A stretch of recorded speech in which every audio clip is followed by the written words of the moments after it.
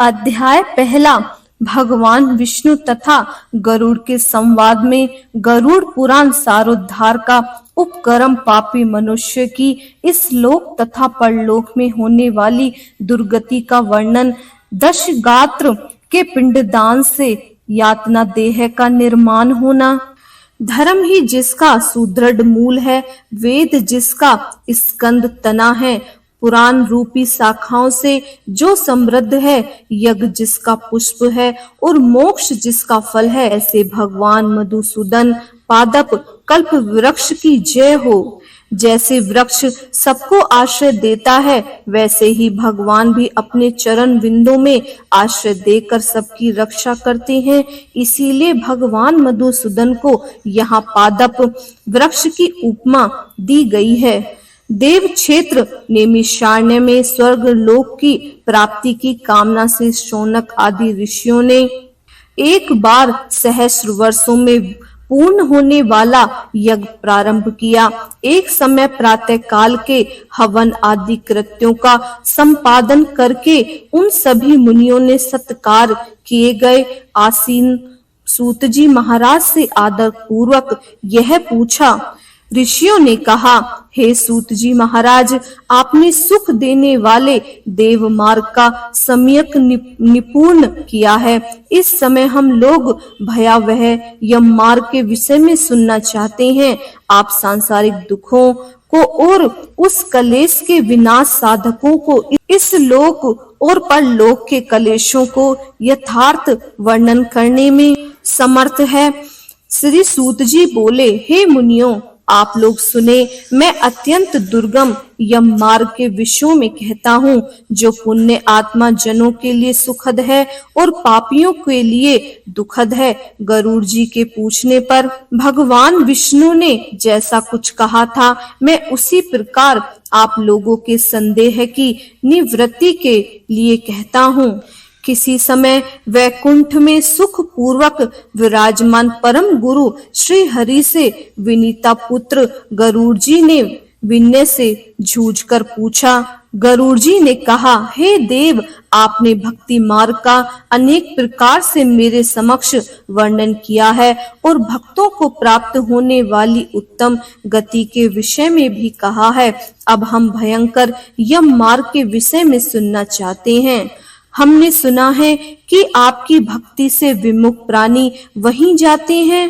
भगवान का नाम सुगमता पूर्वक लिया जा सकता है। जिह्वा प्राणी के अपने वश में है तो भी लोग नरक को जाते हैं। ऐसे अधम मनुष्यों को बार बार धिक्कार है।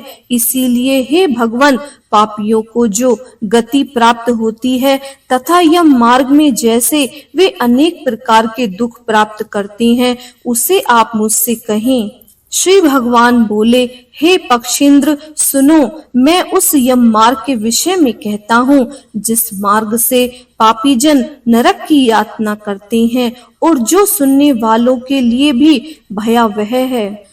हे ताक्षय, जो प्राणी सदा पाप परायण है, दया और धर्म से रहित है, जो दुष्ट लोगों की संगति में रहता है, सत्शास्त्र और सत्संग से विमुख है, जो अपने को स्वयं प्रतिष्ठित मानते हैं, अहंकारी हैं तथा धन और मान के मद से चूर हैं, आसुरी शक्ति को प्राप्त हैं तथा देवी संपत्ति से रहित हैं, जिसका चित्त अनेक विषयों में आसक्त होने से भ्रमित है, जो मोह के जाल में फंसे हैं और जो कामनाओं के भोग में ही लगे हैं। ऐसे व्यक्ति अपवित्र नरक में जाते हैं। जो लोग ज्ञानशील हैं, वे परम गति को प्राप्त होते हैं।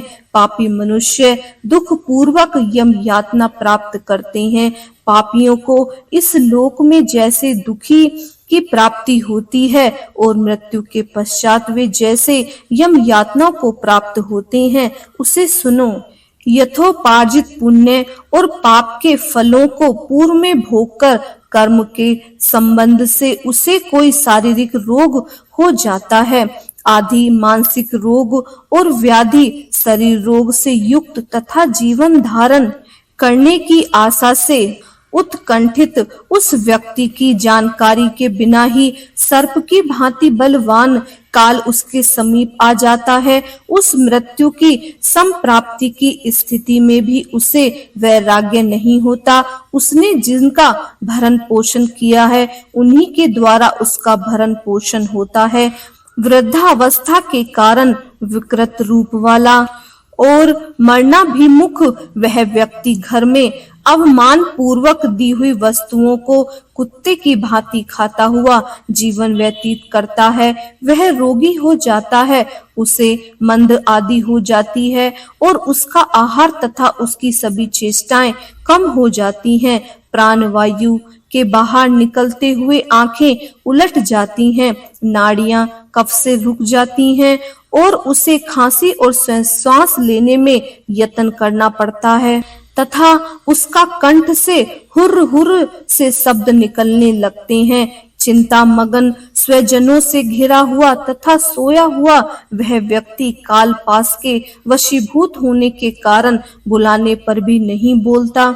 इस प्रकार कुटुंब के भरण पोषण में ही निरंतर लगा रहने वाला अजितेंद्रिय व्यक्ति रोते बिलखते बंधु बांधवों के बीच उत्कट वेदांत से संज्ञा शून्य होकर मर जाता है। हे गरुड़, उस अंतिम क्षण में प्राणी को व्यापक दिव्य दृष्टि प्राप्त हो जाती है, जिससे वह लोक परलोक को एकत्र देखने लगता है। अतः चकित होकर वह कुछ भी कहना नहीं चाहता। यमदूतों के समीप आने पर सभी इंद्रियां विकल हो जाती हैं, चेतना जड़ित भूत हो जाती है और प्राण चलायमान हो जाते हैं। आतुरी काल में प्राण वायु के अपने स्थान से चल देने पर एक क्षण भी एक कल्प के समान प्रतीत होता है और 100 बिच्छुओं के डंक मारने से जैसी पीड़ा होती है वैसी पीड़ा का रस समय उसे अनुभव होता है। वह मरण आसन व्यक्ति फैन उगलने लगता है और उसका मुख लार से भर जाता है। पापी जनों के प्राण वायु अधोधार गुदा मार्ग से निकलते हैं। उस समय दोनों हाथों में पाश और दंड धारण किए नग्न दांतों को कटकटाते हुए क्रोध पूर्वक नेत्र वाले यम के 2 भयंकर दूत समीप में आ जाते हैं। उनके केस ऊपर की ओर उठे होते हैं, वे कोए के समान काले होते हैं और टेढ़े मुख वाले होते हैं तथा उनके नख आयुध की भांति होते हैं। उन्हें देखकर भयभीत हृदय वाला वह मरण आसन प्राणी मलमूत्र का विसर्जन करने लगता है।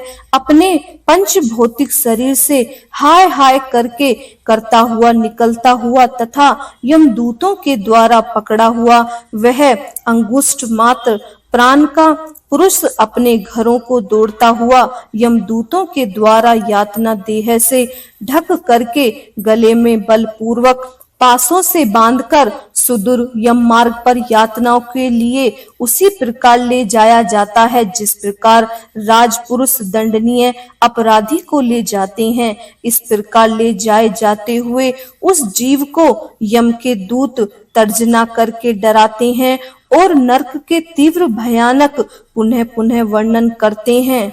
यमदूत कहते हैं, रे दुष्ट, शीघ्र चल, तुम यमलोक जाओ, आज तुम्हें हम सब कुंभी पाक आदि नरक में शीघ्र ही ले जाएंगे। इस प्रकार यमदूतों की वाणी तथा बंधु बांधवों का रुदन सुनता हुआ वह जीव जोर से हाहाकार करके विलाप करता है और यमदूतों के द्वारा प्रताड़ित किया जाता है। यमदूतों की तर्जनाओं से उसका हृदय विदर्णीय हो जाता है, वह कांपने लगता है। रास्ते में उसे कुत्ते काटते हैं और अपने पापों का स्मरण करता हुआ वह पीड़ित जीव यम मार्ग में चलता है। भूख और प्यास से पीड़ित होकर सूर्य दावांगिन एवं वायु के झोंकों से संतप्त होते हुए और यमदूतों के द्वारा पीठ पर कोड़े से पीटे जाते हुए उस जीवों को तपी हुई बालुका से पूर्ण तथा विश्रम रहित और जल रहित मार्ग पर असमर्थ होते हुए भी बड़ी कठिनाइयों से चलना पड़ता है। थककर जगह जगह गिरता और मूर्छित होता हुआ वह पुनः उठकर पाप जनों की भांति अंधकार पूर्वक यमलोक में ले जाया जाता है। 2 अथवा 3 मुहूर्त में वह मनुष्य वहां पहुंचाया जाता है और यमदूत उसे घोर नरक यातनाओं को दिखाते हैं। मुहूर्त मात्र में यम को और नरकीय यातनाओं के भय को देखकर वह व्यक्ति यम की आज्ञा से आकाश मार्ग से यमदूत के साथ पुनः इस लोक मनुष्य लोक में चला आता है। मनुष्य लोक में आकर अनादि वासना से बद्ध वह जीव देह में प्रविष्ट होने की इच्छा रखता है, किंतु यमदूतों द्वारा पकड़कर शुभ और अशुभ कर्मों के फलों को भोगता है। पहले दिन जो पिंड दिया जाता है उससे उसका सिर बनता है, दूसरे दिन के पिंड से ग्रीवा यानी गर्दन और स्कंद कंधे तथा तीसरे पिंड से उसका हृदय बनता है, चौथे पिंड से पृष्ठभाग यानी पीठ, 5वें से नाभि, छठे तथा 7वें पिंड से क्रमशः कटी, कमर और गुहमाग उत्पन्न होते हैं। 8वें पिंड से उरु, जांघें और 9वें पिंड से जानू यानी घुटने तथा पैर बनते हैं। इस प्रकार 9 पिंडों से देह को प्राप्त करके 10वें पिंड से उसकी क्षुधा और तृष्णा, भूख और प्यास ये दोनों जागृत होती हैं। इस पिंडजन शरीर को प्राप्त करके भूख और प्यास से पीड़ित जीव 11वें तथा 12वें 2 दिन भोजन करता है। 13वें दिन यमदूतों के द्वारा बंदर की तरह बांधा हुआ वह प्राणी अकेला उस यम मार्ग में जाता है। हे खग, मार्ग में मिलने वाले वैतरणी को छोड़कर यमलोक के मार्ग की दूरी का प्रमाण 36,000 योजन है। वह प्रेत प्रतिदिन रात दिन में 247 योजन चलता है।